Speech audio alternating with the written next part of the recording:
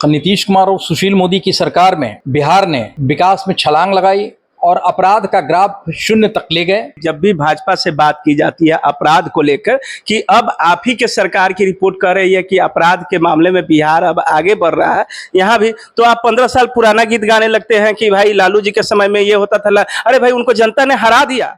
अभी विधानसभा चुनाव आने वाला है। इस चुनाव में जदयू जो है उसकी राष्ट्रीय कार्यकारिणी की बैठक हुई है और उसमें उन लोगों ने तय किया है कि आने वाले 2025 के विधानसभा चुनाव में नीतीश कुमार ही मुख्यमंत्री के उम्मीदवार होंगे। इस पर क्या कहना है? देखिए, ये जेडीयू की कार्यकारिणी की बैठक थी जी, तो स्वाभाविक है कि वो लोग अपने नेता को ही मुख्यमंत्री का पद की पेशकश करेंगे और अभी वो मुख्यमंत्री हैं भी, बिहार के बड़े नेता भी हैं और बिहार को बहुत बढ़िया तरह से उन्होंने चलाया भी है। नीतीश कुमार और सुशील मोदी की सरकार में बिहार ने विकास में छलांग लगाई और जो अपराध है, संगठित अपराध है, लालू प्रसाद यादव और नक्सलियों और कांग्रेस कम्युनिस्टों की जो संगठित एक जमात थी अपराधियों की, जो गांव के किसानों और मजदूरों से लेवी वसूलते थे ये लोग, एसपीडी ट्रायल चला करके उन अपराधियों को भी नकेल कसा उन अपराधियों पर और अपराध का ग्राफ शून्य तक ले गए।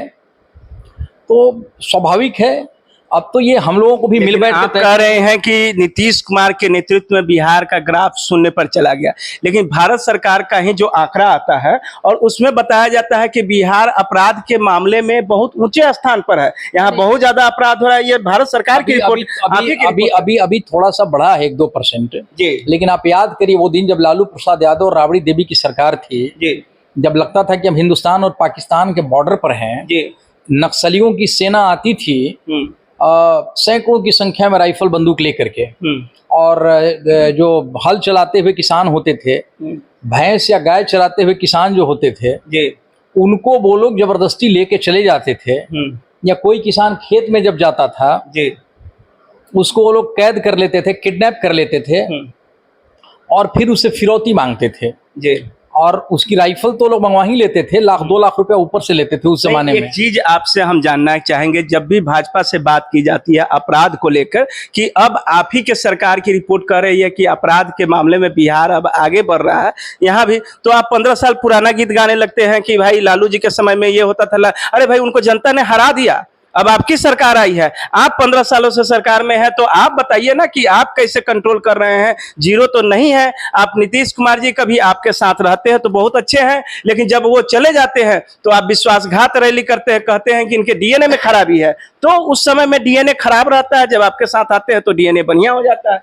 देखिए, मैं नीतीश कुमार की बात नहीं कर रहा हूं, मैं लालू प्रसाद यादव की बात कर रहा हूं। नहीं, आपने अपराध की बात कही कि इनके समय में शून्य हो गया, तो शून्य हो गया, लेकिन कैसे? मैं सुशील मोदी और नीतीश कुमार की जब हुकूमत बनी थी उस समय ये शून्य अपराध हो गया था।